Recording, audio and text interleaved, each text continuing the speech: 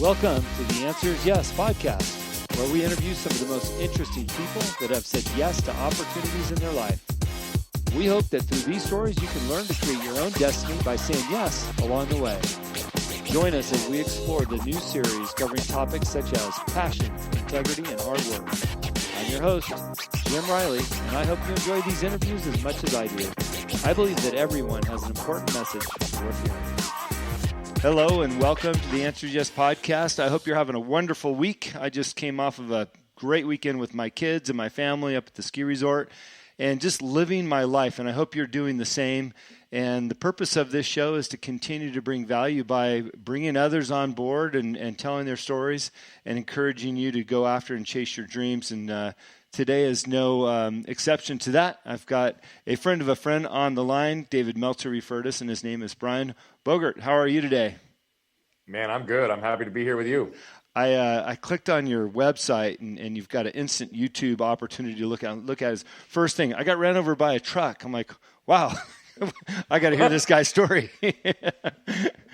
So, Brian, thanks again for taking the time to be on the show, and I want to hear more about this truck accident and your life and how things have transpired, because I'm looking at your content, I'm going, wow, what a unique and special person that with much to offer. So I'm going to turn a little bit over to you to tell your story.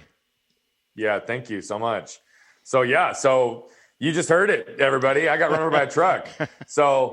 But let me set the scene for you for a second, right? My mom, my brother, and I went to our local Walmart to get a 1-inch paintbrush. And as we were headed back to our car, I've always been excited about life, right? Anybody who's seen any of my content knows I've got a lot of energy. And so bouncing through the parking lot, ready to get home and put that paintbrush to use wasn't a surprise to my mom.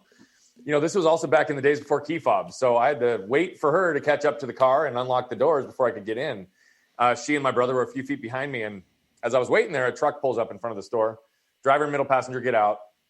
Passenger all the way to the right feels the truck moving backwards. So he did what any one of us would do, Jim. He scooted over to put his foot on the brake, but he instead hit the gas. Combination of shock and force threw him up onto the steering wheel, up onto the dashboard, and before you know it, he's catapulting 40 miles an hour across the parking lot right at us with no time to react. Wow. Now, we were in an end spot, so he went up and over the median, went up over the tree in the median, hit our car, knocked me over, ran over me diagonally, tore my spleen, left the tire track scar on my stomach, and continued on to completely sever my left arm from my body. So, you know, there I am laying on the parking lot on a 115-degree day in Phoenix, Arizona, and my mom and brother watched the whole thing happen. And they now look over and see my arm laying 10 feet away from me in the parking lot. And fortunately for me, my guardian angel was there as well. There was a nurse that walked out of the store right when this happened. She saw the literal life and limb scenario in front of her, and she chose to go into action. She ran over immediately, put her hands on the wound and stopped the bleeding at my arm, and then had some innocent bystanders run inside, grab a cooler, fill it with ice, and have my arm on ice within minutes. So had she not done one or both of those things, Jim, I either wouldn't be here with you today, or I would be here with a cleaned up stump, right? I mean, that's just the facts. It was her fast action that saved my life and saved my limb. And so I know a lot of people probably weren't expecting it to go there today. The more I've told the story, the more I realize how unique my story is. But what I've also realized is how we all have unique stories, right? And what's important is that we pause and become aware of the lessons we can extract from those stories and then become intentional with how do we apply them in our lives. And we all have the ability to do that. We all have the ability to say yes to that. Right? That can be our answer. And we all have the ability to tap into the collective wisdom of other people's stories to shorten our own curve to learning. So there's two primary lessons that have kind of been woven through my whole life. Many, many, many others, as I'm sure you can imagine, but these two are really what have grounded me. One, I learned not to get stuck by what had happened to me, but instead get moved by what I could do with it. Mm-hmm. And the second, I didn't learn until far later. You know, at 7, 8, 9, 10, 11, 12 years old, I'm being shepherded through the process.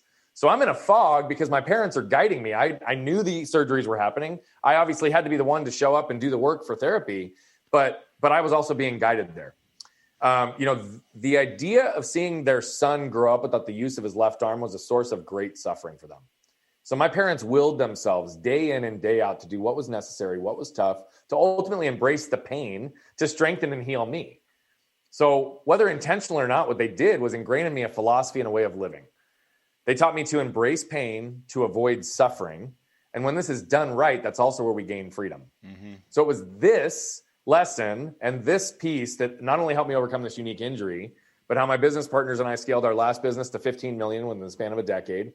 And now how I flipped that on its head as a human behavior and performance coach to help hundreds of individuals and organizations just like you, just like the people listening, become more aware, more intentional, and who they already are, their most authentic selves. I teach people to say yes to themselves, right? And so when we really focus on that, that's when magic happens. That's when the door starts to crack to perspective, motivation, and direction. And that is where joy, freedom, and fulfillment start to enter into people's lives on a holistic perspective. And that is why I've committed the rest of my life to impacting 1 billion lives in the next 25 to 30 years to reduce the level of suffering, bring joy, freedom, and fulfillment back in so that we can really focus on human connection and bringing ourselves back together and being free by saying yes to who we are. I love it. One of the things that I love about hearing your story live, because it's not in the words, is about this person showing up for you. Yeah. Acting, right? Reacting, doing what needed to be done in an instance moment. And oftentimes we have the opportunity to show up to something and we don't. And I think oftentimes we regret that. We get away from the scene like, wow, I should have done, and they didn't. And I think it's important to recognize those opportunities where we can show up. I just saw a little video that you did about showing up. I just dropped it today. Yeah. I was about to tell you that. I was like, that's so funny. You brought up that piece. Yeah. Did my homework. I heard a similar message over the weekend about showing up. We get into our routines, like you mentioned, you got your phone and you're wrapped up into that, but actually showing up. And I love that part of your story. I mean, we hear all about your story, but that person that showed up that day is a wonderful part too. Talk a little bit about what about showing up and your thoughts on that. Yeah, so I first want to acknowledge what you just said because I'm grateful whenever somebody picks up on that part of my story because that's just the truth. I would not be here if it was not for her choice to be active and present in that moment and do what she did. We're on a mission right now, actually. The last 2-3 months, the more I've told the story, the more I've kind of gotten into this, the more I realized, I need to meet her. And I've never met her. Wow. She didn't want any credit. And so I'm actually on a mission right now to track her down because I just want to tell her thank you, right? The impact of that one choice is now having a ripple effect through the world, right? She's going to also be responsible for however many lives we impact. If it's 1 billion, 500 million, whatever it is over the rest of my life, and what we do as an organization, she has a big part of that. And I'm forever indebted to her for the choice she made. So I had to stop there because I wanted to make sure to give her acknowledgement and hopefully I meet her soon. Showing up, here's my lens on that. Life is about showing up. Yeah. First and foremost, right? We have to be there. We have to be here, be where our feet are, show up and be present. The second is, how do we show up, right? So what standards do we set for ourselves in how we interact with people, how we're going to interact with our families, how we're going to interact with clients, where and how we want to show up. The technology that you see the quality of my video streaming through was me saying, I have a higher standard for how I want to deliver my content. So I've got an entire virtual studio with 5-point lights set up and lots of equipment because it is a part of my standard and how I want to show up so that people can consume me better. And then third is, where do you show up, right? So where and how do you choose to show up? And, for most of my life, if I ever end up becoming the smartest guy in the room, I leave that room, right? That doesn't necessarily mean that if it's a nonprofit or a philanthropic organization, of course I stay committed because it's for something greater than myself. But if it's about evolving myself and contributing and learning to grow, I need to be around people who grow me, who intentionally are going to pull out more from me.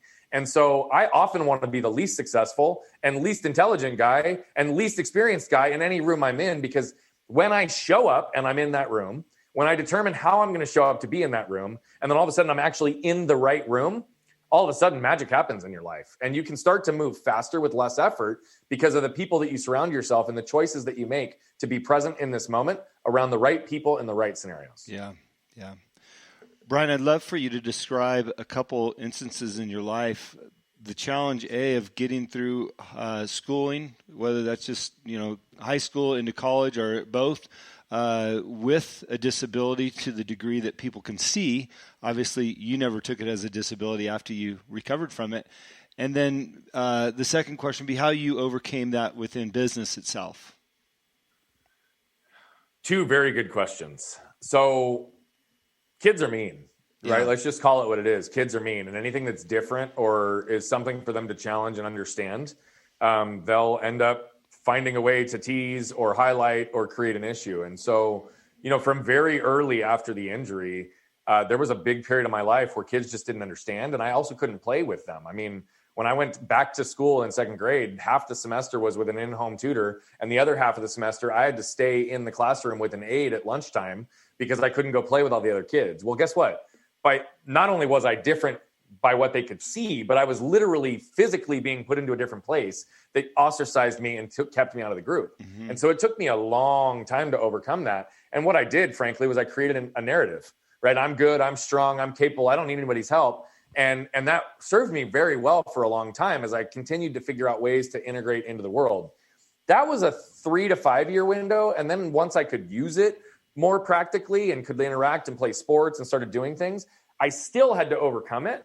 But it wasn't the same as like those first few years right after, where I was actually in a sling and constantly in and out of surgery, which clearly brought a lot more attention to it.